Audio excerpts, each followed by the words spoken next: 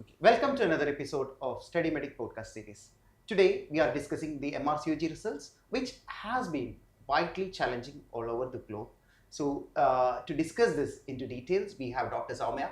Hi. Yeah, thank you, ma'am. Thank you for joining us. Hi. And congratulations on this wonderful result. Thank you. Heard that we have a huge results this time as well. So in this way, like last two results has been challenging. And StudyMEDIC has been able to deliver consistent results, and today we have another successful batch. So, what is the success mantra behind this? What is this special results? So, see, part 2 has always been very tricky. Okay, so from the time we have been giving exams, EMQs is the toughest part of it. It carries almost 60% of the mark. Now, the current trend is the previous year questions, exam tested questions, the proportion which comes in the exams are quite less. Rather than they are adding a lot of clinical based scenarios which are day-to-day practice. So it is about clearing the concepts, making sure that you understand the concept, you analyze the question and you answer. And the most important thing is you need to be revising your guidelines thoroughly and you have to get used to that application of the knowledge. And also we all have very less time, purely because of the clinical commitments, family commitments and the social commitments. So the more you revise in the time given is helpful.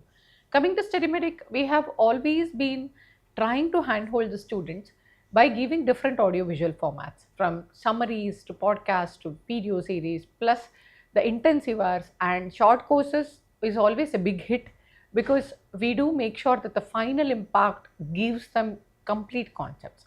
So you might be reading for a year, you might be reading for 6 months, you might be reading for 4 months, but the last few weeks makes a huge difference. And I think all our short courses are quite successful, the long courses are successful purely because of this. Definitely, the proportion of the students who have passed from the college is comparatively less when compared to before, but I'm sure that is because of the change in the pattern which they have been asking, and I'm sure the students would come out with the things adopting themselves, and we are also trying to help them to get adopted better. Yes. So coming to part 2, MRCOG part 2 results. So you said itself like EMQs carry 60% of the max. So but the problem with the EMQs is that there are very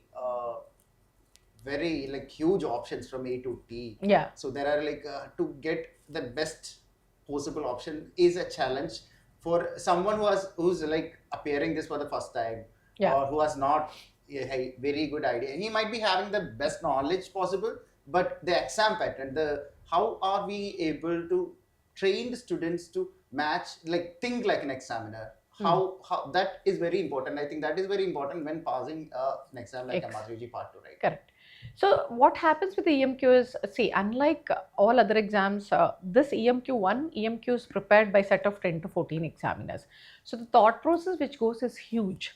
So if the options A to T, there are 2 or 3 very close options where people start thinking which one is correct. To be very honest, to identify the correct one, you need to have read your guidelines so well that you are not worried about the factual, but applying to that particular scenario is important. It is just like when a patient walks in. Okay, so they come with different complex symptoms, but you are still able to tailor your management to the particular patient customized. So each EMQ is such clinical scenario where you are treating the patients in the form of questions.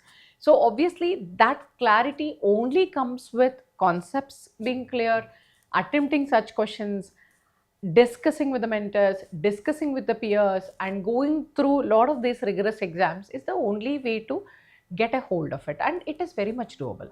So I think consistency is the key. And the structured preparation. The structured preparation is something everyone is saying like we are having a structured preparation, but everyone is not having the results that we are having also. So what makes the StudyMEDIC way the unique way? And one more thing, the mentors, you said communicating with the mentors and solving the doubts, and with the structured and consistent EMQ practice. This is the only way that you can clear the exam. So how StudyMEDIC is enabling them for that? See, there is a lot of thought process which goes in where people say that part 2 you can clear by doing only MCQ books, by reading only few summaries, by reading only few guidelines. I beg to differ there because I know part 2 MRCOG is a holistic exam where you need to know the concepts of all the 14 modules you are tested. Okay, and it is really overwhelming to see so many things to read. So what we actually advise the students is, okay, so today is your busy day. So you can do the questions first and go back and read summary at your time. Okay. Or today is a day where you have got plenty of time. Then you must systematically do the summaries, do the questions, and actually go back and do your mocks. I always tell the students to have one day for the backlogs, because that happens. Even if you say, okay, I want to finish 5 guidelines in this week, it is not possible because we are all working clinicians. So what we suggest them to do is take these things at their pace, but what we do is we do give them every day something to read on to, something to work around about how to go about, what to do, and reading, listening to the podcast. And we have got a module based videos which talks about like 10 minutes, a complete guideline is explained in a video. Ideally, if they can go through that video in their busy time, for example, I'm unable to do anything, you can just read that 10 minutes, go through that 10 minutes preparatory video where the mentors have explained everything, and then come and attend the question. So something you would have done. So all these small efforts every day put in, as you said, consistency is something which is extremely important. If you are not able to do anything, do at least 10 questions. That would save you. So we know that consistency is the key. But apart from this, is there a pattern with the successful students that shows? See, as mentors, any platform, we all want to give the best. Okay. Even that's what we try to do at StudyMEDIC. We can only show them the path, what they need to do. Okay. So when we tell them this is what you need to do, like starting from creating your own revision wall, like we always ask them to use one part of your room as a revision wall where you keep sticking the things, and take a cup of coffee in the morning, go through that, scroll through at your pace. It is not that everybody will be able to do things like that. They might do it differently. They might write down in a book. Okay. We tell them to have a day for a backlog, which is ideal thing never happens in life because life runs parallel. So whatever the mentor suggests, we ask them to do 5 revisions. We ask them to go through the PowerPoint presentation at least 5 times. We ask them to go through the summaries 5 times. If not 5 times, if somebody is able to do the topics which they are good at 3 times, and if they are not good at, if they are able to do little more, they would be successful.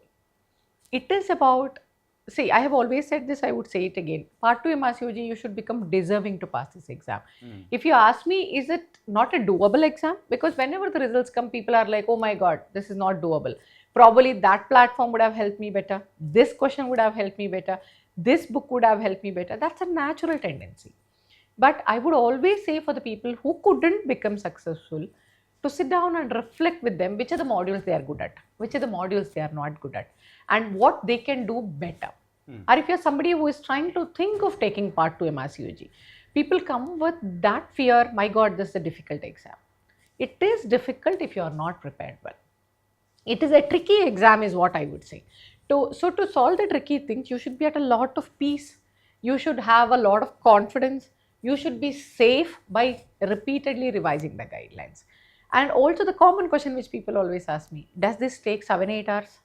It is not the quantity of the hours, it's the quality of the hours. And nobody can say that I would sit 8 hours straight to read, because all of the candidates who take the exam are in a part of life where they are handling so many responsibilities. It's always about the quality of the time. What you do every day, how you push. Today you spend half an hour, tomorrow you push 40 minutes. Day after you push 45 minutes, and someday when you're free, spend more time. You have to customize your schedule in such a way that you are able to finish at least 70 to 80% of that week topics, and it has to be repeated. So by the end of part 2, if you have prepared something like that, your time is so well managed, so you will be proud of yourself. And the moment you start reading for part 2, you are already a better clinician, because you are going to touch all the areas where probably as a registrar you wouldn't be doing. So I think people should start believing in themselves more and go with the most structured, customized one. And my suggestion would be to go to a platform like StudyMEDIC, where we handhold them and we give them the structures to do. We give them the tips and tricks. We do a lot of intensive things nearing the exams, which would help them to push. So all the successful candidates, whomever I have spoken, they always have this thing that thank you that you pushed us. You know, so that's what we would be doing. Of course, we push in a very subtle way so that they would be able to do it, because we do understand, because I do come from there. I know what the failure or pain of failure, what the taste of success. I definitely understand that. Yeah. So I've been speaking to the students who have passed and failed in the recent results. So most of them are having these difficulties. Some say that they have concept clarity gaps. Some say that they are having preparations, EMQs. EMQs is a tricky problem. Some say that it's the guidelines that made them like that was a challenging domain for them.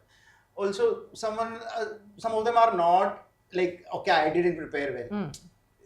They know that they didn't prepare well. So what happens is after MRCOG part 1, they are sky high, like in confidence. Yeah. They are sky high in confidence, and they register and they write with a false belief that, okay, I was able to clear MRCOG part 1 like in the first time. I will be able to clear this. No offense, but you are the elite and the cream of the society where failure is not an option, or failure has not been an option for like past 15 years. So hitting MRCOG part 2 failure will hit hard. Yes, correct. And most of the students, like, they take a break, then they don't come back, right? The break is too long, then the MRCOG preparation is becoming tougher. So what is your advice for them? How, like, what can be done for this scenario? See, failures are not easy to accept, as you said, because we have always been very successful in our own fields. And an exam cannot, to be very honest, exam cannot tell you that you are not a good clinician. It is just that 3 hours, how did you apply? Probably few questions you didn't read well, few questions you got confused. That's the difference. So I always tell, don't take these failures personally. It's okay. Probably few topics which you know you were not good at, you can try reading them, you can try clearing the concept, and you can do. Because when you take these failures personally, okay, for a longer time, then you start blaming yourself. So it is never 100% result from the college, and no platform can give 100% part 2 MRCOG, because it is as tricky as you can imagine. So I would say look into where you went wrong. You know, everybody who writes the exam, they know how much they are prepared, what was missing, what they can do better. So one is identifying your gaps. Second thing is making sure to read and revise as much as you can. Deciding when to take exams is important. Okay, unless you have a life event which will not let you take an exam in July, then only you should be thinking of postponing. Because with the postponement, obviously you tend to get relaxed, and whatever you have read, with the time the memory keeps fading and you have to start from the scratch. Unlike that, if you're somebody who would want to kickstart again and do your best, and because already there is a base knowledge, you know what is the time, you know what is the energy you have to streamline. Once you start repeating it, you would be able to be successful. There is no doubt about it. So this is the thing, right? So we have come up with a mission 2026 for MRCOG, where we will help them clear this Herculean task, that is MRCOG, in this year itself. So tell me more about it. What is the plan? See, because when I spoke to a lot of successful candidates, their thing is when to take the part 3. Okay, so I have always advised them to take it in May, unless they have got something which doesn't help them to do. So they can take it in November.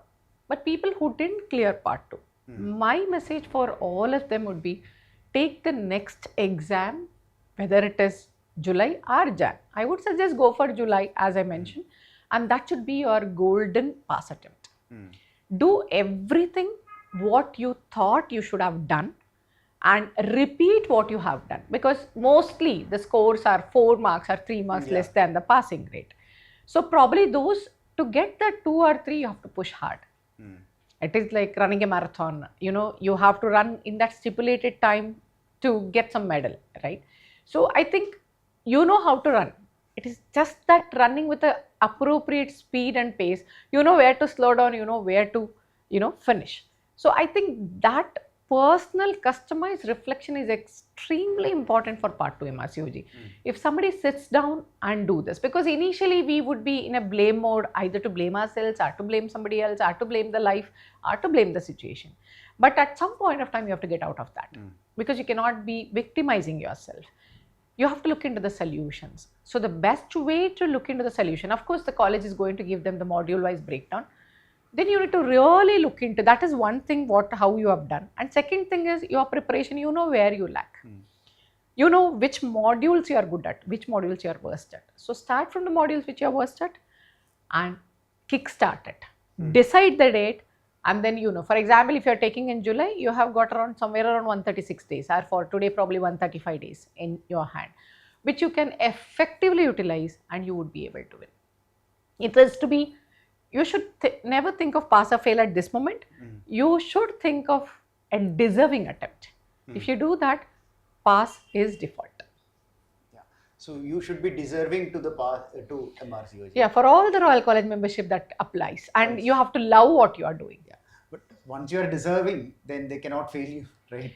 Exactly. But it is easy said than done, because we all try to do our best with lot of honesty, lot of genuinity. But there are few things which we miss, which are very vital, and that's what we tend to provide them, because I have a lot of personal experiences. All our mentors have gone through ups and downs. They know what to be done. So it's a good idea to listen to the mentors, because we speak from the experiences what we have got, and that would help them to clear the exam. Yeah. Small bit after part 2, then what next? So many of our students have passed MRCOG part 1 and 2. So after part 1, then it's easier. The obvious part, it's part 2. But after part 2, it's an entirely different scenario, where there will be live, live stations, different scenarios. You will be having case presentations. So it is an entirely different set of exam, right? So most of the students are not the first timers. They don't know what it is. So when to take the part 3? So that is a huge question. Whether to take it in May, or should I wait for November or the next year? So what is your advice for them? See, part 3 is basically a different ball game, because you are supposed to be counseling, you are supposed to be discussing with the examiner in a time frame of 10 minutes. You have to prove yourself that you are a safe doctor. You have to let the examiner speak, you have to let the role player speak. So communication carries a huge thing there. Along with that, your knowledge is extremely important. The reason why you should take immediately after part 2, the part 3, the May 2026 is, the knowledge part you can worry less, rather than when you take it in November. Rest of the things, practicing, communicating, dealing with angry patient, dealing with sad patient, this we do clinical every day in and day out. But there are few things which you need to be doing, few tweaks here and there, and probably the stations like the clinical governance, risk management stations, which are exclusive for part 3. That if you can take care, you would be able to pass part 3. Part 3 is an exam of common sense. When they give you the reports, how to assess. So all these things, what we do it in StudyMEDIC is, we have got a successful live mocks, as you are aware. Along with that, in the courses, we try to replicate the exam scenarios. We give them the task, they have to present the audio. Initial bit would be how to present. I don't know how to present. So that hesitation we will be overcoming by giving them everyday task. So they would be presenting on their own, and then in the sessions there would be interactive sessions which we would be doing as well. Yeah. So it is very important to have the initiative as well, right? So in the recent batch, I saw that some of the students, they were not, okay, I'll do it next time. Okay, I'll present the next case. So coming to the end of the program, then there will be they are not in a state for that. So what change? How can we help them? See, basically this hesitation should be going off, because in the exam also there are a lot of people who are looking at you. Unlike part 2, where you sit down and do with the computer, so nobody is watching you. But part 3, there are people looking at you, examiner, role player, lay examiner. So it's extremely important to tell them what to be done.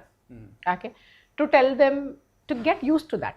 Yes. Okay, so generally what we do in part 3, if somebody is not responding, if somebody is not doing, we do actually have a call with them, understand what is their difficulties, and most of them would definitely be okay. So I think that hand holding is extremely important, and telling them don't worry about the mistakes, because mostly we want to be perfect when we present the cases, which is not going to happen unless you start.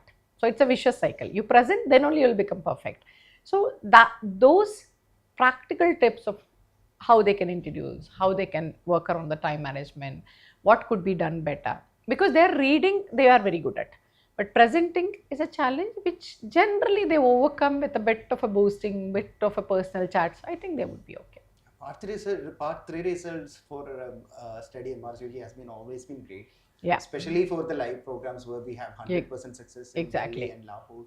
As well as for the golden hour where I think only one or two students failed out of 20, right? Exactly. So how this golden hour, live we all know that we are replicating the exam. Exactly. So how is golden hour different?